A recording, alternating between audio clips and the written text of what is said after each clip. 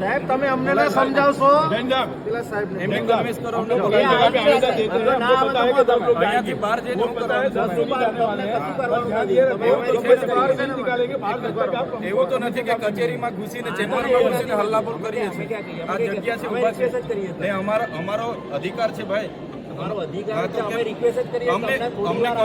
અમને કન્વિન્સ કરતા સાહેબ શ્રી તમે એમને એમને કન્વિન્સ શાંતિ રાખો. જીબાજોડી કરવાનો કોઈ મતલબ નથી.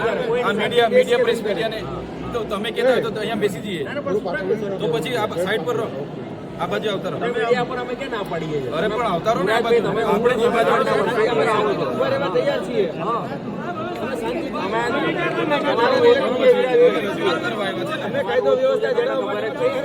અમે બધા વેલ ગ્રેજ્યુએટ લોકો છે.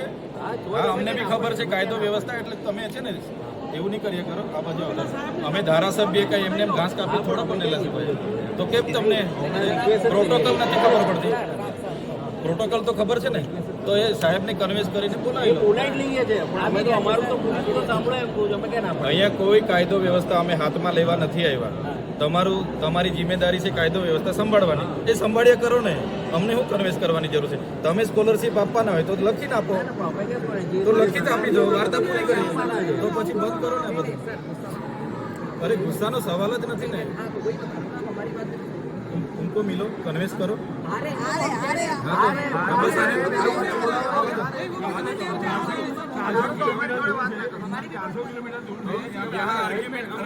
हमारे साथ आर्ग्यूमेंट